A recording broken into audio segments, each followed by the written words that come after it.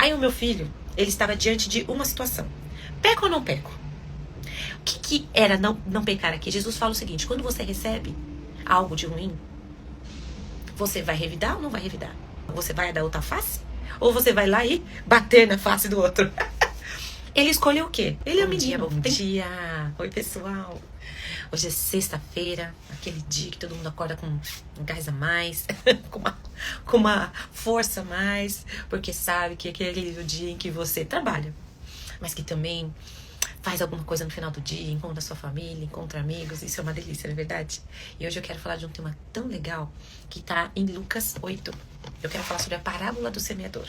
Quero fazer uma reflexão sobre ela e para que a gente entenda quem somos nós nessa parábola. Então vamos lá? Lucas 8, de 4 em diante. Enquanto viajavam de cidade em cidade, muita gente se unia ao grupo de Jesus, e passava a acompanhá-los. A eles, Jesus contou uma história. Um lavrador saiu para semear.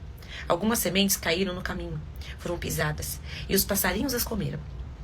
Outras caíram sobre pedras e brotaram, mas secaram porque não tinham raiz. Outras caíram no meio das ervas daninhas, que cresceram e as sufocaram. Outras, por fim, caíram na terra boa e produziram grande colheita. Vocês estão ouvindo com atenção? Os discípulos perguntaram qual é o sentido dessa história.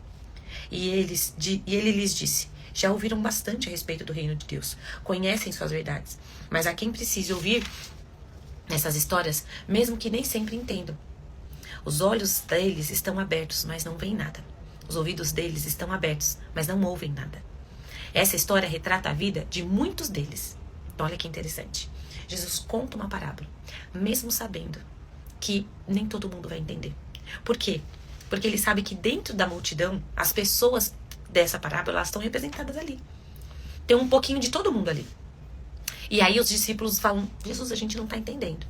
E ele falava o seguinte: olha, é isso que acontece mesmo, nem todo mundo entende. Porque aqui, nesse povo, dentro desse povo, tem a turminha dessa parábola. E aí ele vai explicar essa parábola. A semente é a palavra de Deus. As sementes no caminho são aqueles que ouvem a palavra, mas o diabo arranca do coração deles, para que não acreditem e que não sejam salvos. As sementes que caíram nos pedregulhos são os que ouvem com entusiasmo passageiro. Diante da primeira dificuldade, perdem o interesse. As sementes que caíram entre as ervas daninhas são os que ouvem a palavra, mas as preocupações constantes com o amanhã e a ilusão de viver para ganhar dinheiro e divertir-se as sufocam. As sementes não produzem nada. Já as sementes na terra boa são os bons corações que se apropriam da palavra e se apegam a ela. Não importa o que aconteça, eles permanecem firmes até a colheita. Olha lá, interessante. Jesus explicando. Então a gente está aqui diante de quatro tipos de pessoa que são representadas pelo solo. Qual que é o solo? O solo é o nosso coração. O solo é onde a semente da palavra de Deus está sendo plantada. A primeira é aquela pessoa que ouve a palavra. Aqui, ó, a semente é a palavra de Deus. Aqui Jesus mesmo interpretando. A semente no caminho são aqueles que ouvem a palavra, mas o diabo arranca do coração para que eles não acreditem e não sejam salvos. Tanta gente que ouve sobre Jesus, que sabe quem Jesus é, ou que tem noção, Jesus é da Bíblia, e vive como se ele não existisse. Sabe quem é, mas vive como se ele não existisse. Aqui a gente tem um segundo. Você vê que são níveis. São níveis que a gente encontra aqui. As sementes que caíram nos pedregulhos são os que ouvem com entusiasmo passageiro. Diante da primeira dificuldade, perdem o interesse. O que acontece? A vida com Deus, ela não é fácil. Por que ela não é fácil, Cláudia? Já que Deus é tão lindo, maravilhoso, poderoso. Porque a palavra de Deus fala que existem 2 reinos. E que Jesus, quando você... Vamos lá, vamos reformular. Existem 2 reinos. O reino das trevas e o reino da luz. O reino da luz representado por Jesus, por Deus, pelo Espírito Santo, pelos seus anjos. E o reino das trevas representada por Satanás e os seus demônios. Vocês repararam que não tem zona neutra? Ou você está desse lado ou você está desse lado. Enquanto você não teve a consciência do Evangelho, não teve a verdadeira consciência de quem é Jesus, e escolheu estar ao lado dele, fazendo dele o seu Senhor e Salvador, você está aqui. Por mais que você não tenha noção disso, você está desse lado aqui, você está no reino das trevas. É o que fala em Colossenses, que Jesus nos tira do reino das trevas e nos transporta para o reino do seu amor. É aqui, é isso que acontece. Então, enquanto você não sabe, você não escolheu estar aqui, você está aqui, fatalmente você está aqui. Aí, o que acontece? Aqui, você não tem inimigo. Deus nunca vai ser seu inimigo. Nunca. Ele nunca vai ser seu inimigo. Mas a partir do momento que você passou para esse reino aqui é seu inimigo. E aí, tudo aquilo que ele sabia que você estava ali dentro, fazia parte da patotinha, você fazia parte daquele reino. Então, você continuava distraído com as coisas espirituais. Você não sabia, você achava que você sabia quem era Deus.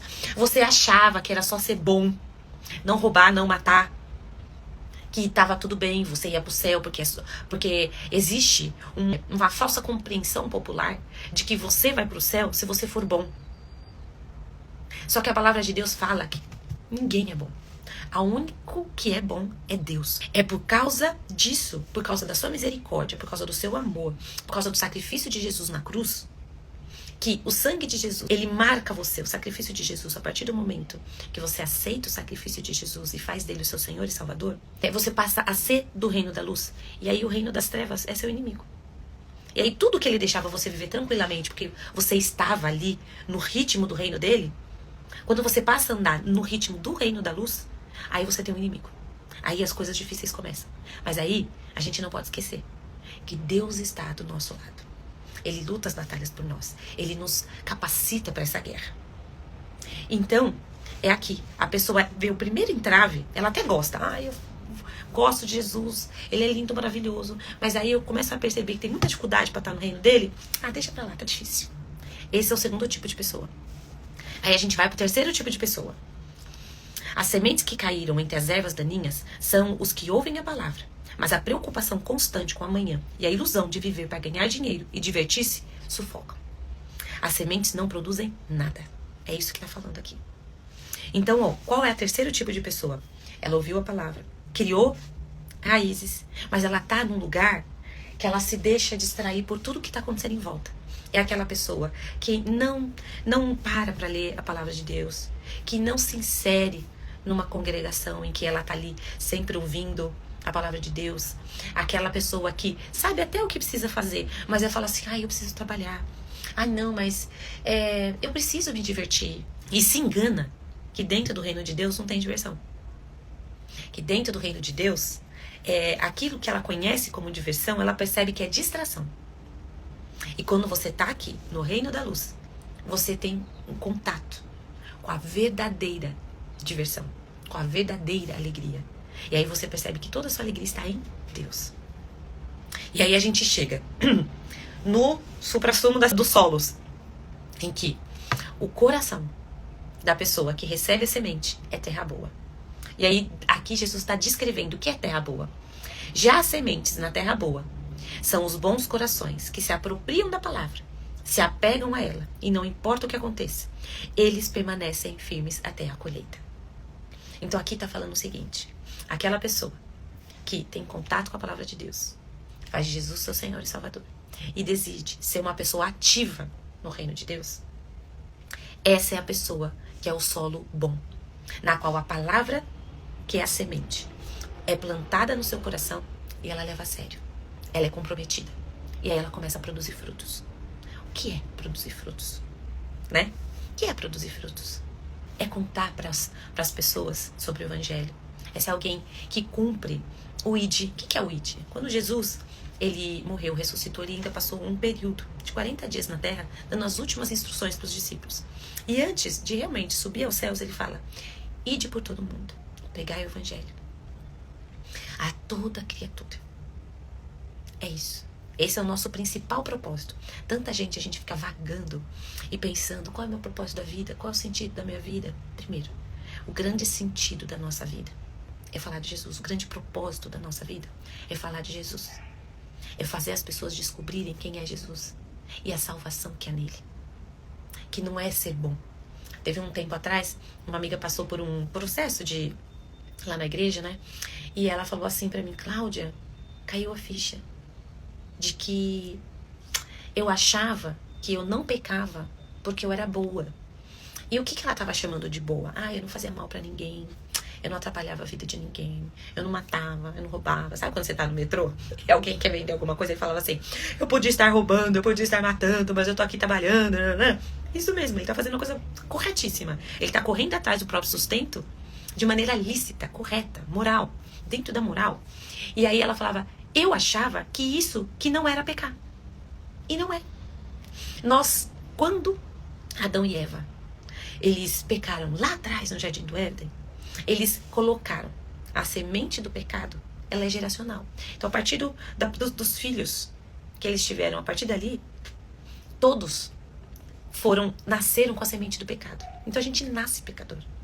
A gente nasce com a semente do pecado. Às vezes, o bebê, ele não mostra a semente do pecado ali. Na verdade, o recém-nascido, ele não vai mostrar. Ah, mas quando você pega a partir de 1, 2 anos ali, que você vê aquele menininho que tá ali na creche, no maternal, que o amiguinho tirou o brinquedo, ele vai lá e ó, senta a mão no amiguinho, morde. Que mãe não abriu a agendinha do filho lá no jardim de infância e falou assim: mãe, fulaninho mordeu o amiguinho. É isso. Ou quando você pega seu filho mentindo pra você: filho, você trouxe o lápis do amiguinho pra casa? Aí ele fala: não, mamãe, o amiguinho me deu. Todos nós nascemos com a semente do pecado. E o que acontece? Ela permanece em nós. E ela vai só ser retirada de nós quando Jesus voltar. Mas, enquanto Jesus veio e se sacrificou, morreu em nosso lugar, o que ele nos trouxe? Qual é o efeito prático? Um dos, efeitos práticos que você recebe com o sacrifício de Jesus? A graça. Cláudia, a graça é muito genérica, muito difícil de entender. Como assim graça? Todo mundo, quando vai falar de graça, fala: é o favor imerecido. Verdade. Esse é o conceito geral de graça. Mas como que a gente pode viver a graça na prática? Na minha vida real, Cláudia. Hoje é sexta-feira, 7h25 da manhã, e eu preciso de graça. Eu preciso saber como é que é ter essa graça.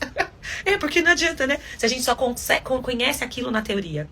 A graça é aquela força que Deus te dá para não pecar.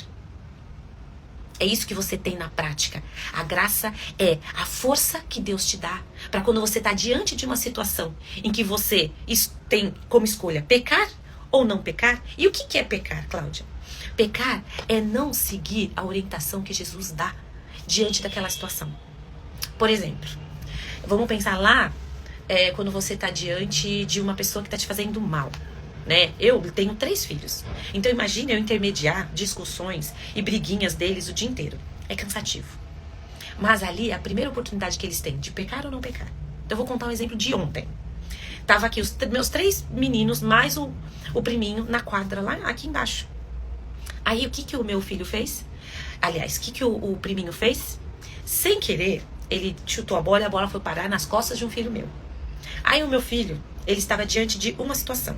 Peco ou não peco? O que era não pecar aqui? Jesus fala o seguinte: quando você recebe algo de ruim, você vai revidar ou não vai revidar? Você vai tratar aquela situação, você vai dar outra face? Ou você vai lá e bater na face do outro? Ele escolheu o quê? Ele é um menino, tem 13 anos. Ele foi lá e descontou a bolada que levou nas costas. A graça é você cada vez mais cheio do Espírito Santo. Você recebe força para não revidar. É isso. Então, ele tinha uma escolha ali. Ele está em um momento em que ele está em evolução, sendo cheio do Espírito Santo. Mas ele revidou. A graça vai te dar força para não revidar. E fazer, e se submeter ao que a palavra de Deus fala. É isso. É quando você sabe que alguém está falando mal de você pelas costas e você escolhe ficar quieto e falar: Deus vai me defender. Deus vai trazer a luz. Deus sabe a intenção do meu coração. Deus sabe que se eu fiz tal coisa, eu não fiz por mal. Deus sabe que a pessoa ela não sabe de tudo que está acontecendo na minha vida, está supondo alguma coisa e está espalhando o que ela supõe por aí. É a famosa fofoca.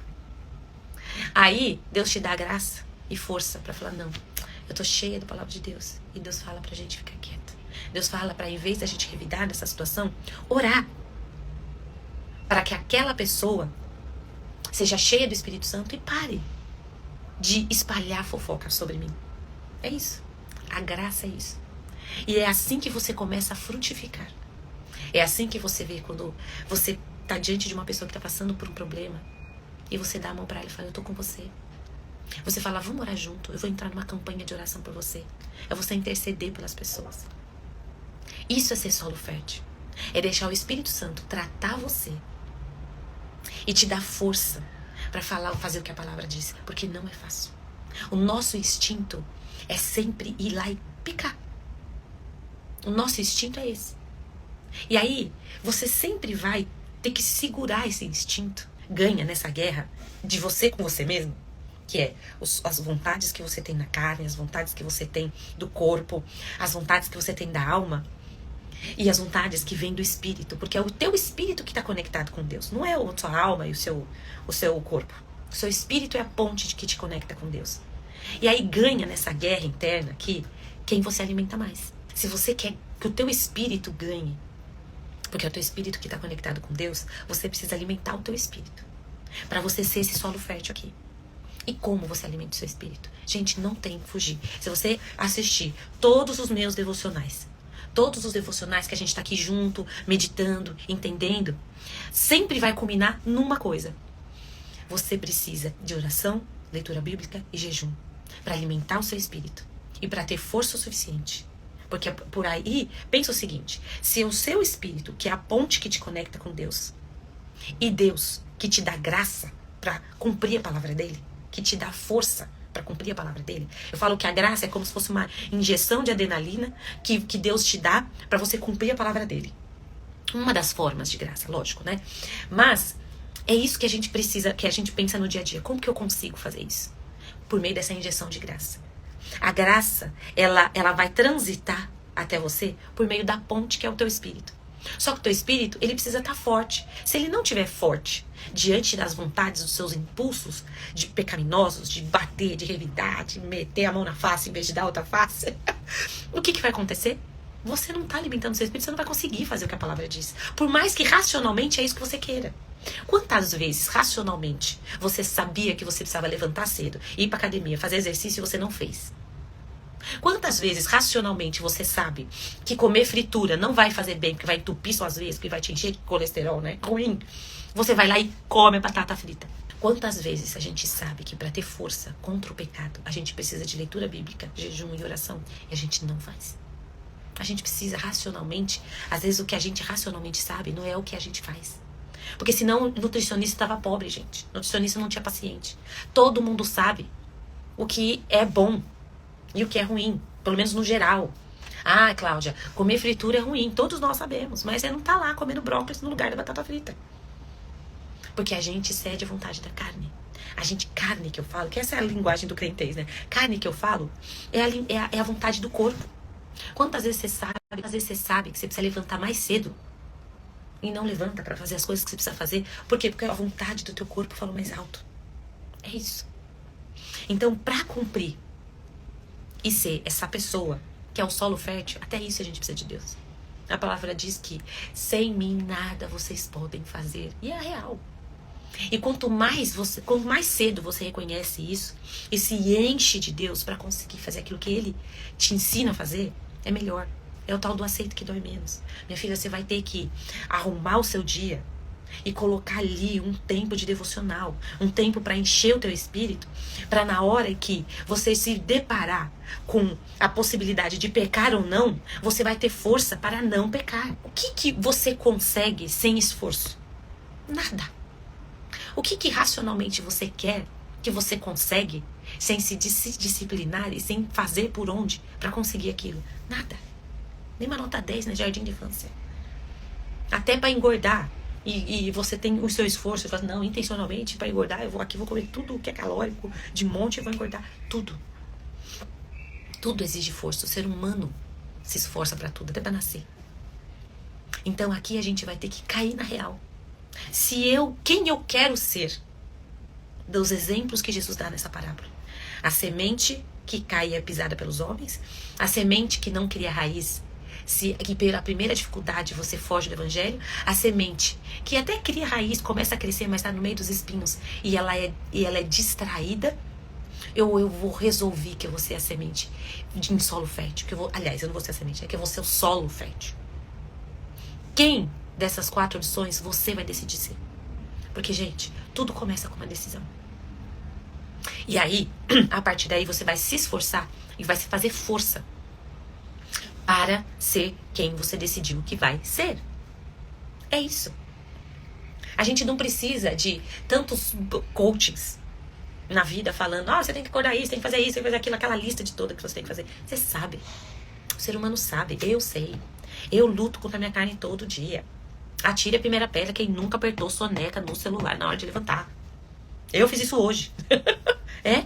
Ninguém tá imune à vontade da carne. Ninguém. A gente precisa pensar quem eu vou alimentar para cada vez mais a vontade do meu corpo e aquela vontade que atrasa a minha vida vai ser alimentada e vai ganhar no final. É isso. Então, gente, estamos todos nós na construção para ser essa semente. E aí a gente começa a produzir semente numa área, a gente começa a trabalhar em outra área para começar a produzir semente naquilo também. Porque a gente não é perfeito.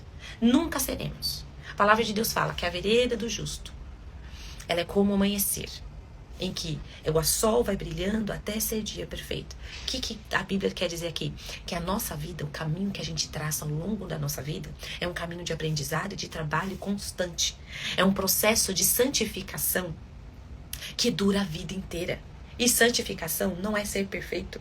Porque no conhecimento popular, o que a gente acha que ser santo é ser perfeito, santinho. Não. Santificar é você separar algo para um uso especial. O processo de santificação é você se separar das distrações, se separar desse reino das trevas aqui e caminhada constante para esse reino aqui. E aí você é separado para o uso de Deus. Isso é ser santificado. Lá atrás, lá no Velho Testamento, quando o povo de Israel construiu o tabernáculo, os utensílios do templo foram feitos. Foram feitos taças, foram feitas pinças para mexer nas brasas, foram feitas aquela churrasqueira onde era o feirifício, a tenda, tudo. Foi feito o quê? Tudo foi feito e separado para um uso especial. Você foi feita por Deus, feito por Deus, separado para Ele, para o seu propósito. É isso. E aí esse é o processo de santificação. Enquanto você caminha, você vai sendo moldado pela Bíblia, moldado pelo Evangelho, até ser dia perfeito. E o que é isso? Até a luz de Cristo brilhar através de você cada vez mais. É aquela frase que João Batista disse: convém que ele cresça e eu diminua. E é assim que a gente vai viver. Viver para que nós, como se nós fôssemos um espelho. Quem nós refletimos é aqueles que estão diante de nós. Quem está diante de nós? Jesus.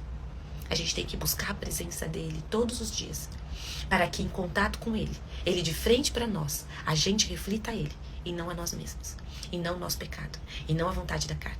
Isso existe força, disciplina, desejo ardente e racional. Paulo fala que todos os dias ele esmurrava a carne dele, ela reduzia a carne dele a pó. O que ele queria dizer com isso? Que ele se autoflagelava, ficava lá dando chicotada, ficava dando murro em si mesmo? Não é isso. Isso era uma frase figurativa. O que Paulo queria dizer era: todos os dias eu luto contra a minha carne, eu esmurro a minha carne, eu luto contra ela, para que a vontade dela não prevaleça diante da vontade do meu espírito. E essa é a luta constante do crente. E a graça é a força que Deus te dá para isso. Então foi isso que eu descobri. Diante do pecado, diante das vontades da minha carne, a graça é aquela força que me impulsiona a fazer o que a Bíblia me ensina a fazer. E com isso, frutificar e ser solo fértil diante de tudo que Deus me ensina e de tudo que Deus espera que eu faça. Que é ser instrumento de bênção na vida daqueles que estão ao meu lado. E não é fácil. Não é fácil. Não sou, é como Paulo falava também, né? Não sou quem eu quero ser, mas estou lutando constantemente para chegar a esse ponto. É isso, porque é uma luta constante. Então vamos orar? Vamos pedir a graça do Senhor para isso, para conseguir isso. Então vamos lá. Senhor Deus, nosso Pai querido, muito obrigada pela Tua palavra que nos ensina de maneira tão poderosa, tão rica. É a Tua palavra, Pai, que alimenta e cria degrau por degrau dessa ponte que o nosso espírito tem e traça para chegar a Ti. Pai, te peço força, graça mesmo, essa graça que nos capacita a fazer aquilo que a Tua palavra nos ensina, para que hoje a gente tenha postura de solo fértil, em que a gente frutifique abundantemente e que o propósito que o Senhor colocou em nosso coração, que é ser bênção na vida daqueles que estão ao nosso redor, Ele possa hoje frutificar. Te peço esta Tua graça, Pai. Espírito Santo, peço a Tua capacitação, porque Tu habita em nós. E o Senhor, que nos ajuda a fortalecer o nosso espírito. Ajuda-nos a tomar as decisões que fortalecem o nosso espírito e não fortalecem a nossa carne. Porque nós precisamos de Ti, Pai. Sem Ti nada podemos fazer. Dá-nos essa consciência de que nós somos totalmente dependentes de Ti, até para fazer aquilo que o Senhor deseja, até para fazer aquilo que o Senhor ensina. Obrigada, Pai. Obrigada pela Tua força, Tua graça que está injetada em nós e que nos dá força para não pecar, para não escolher o pecado. Em nome de Jesus. Amém. Tchau, tchau, gente. Bom dia.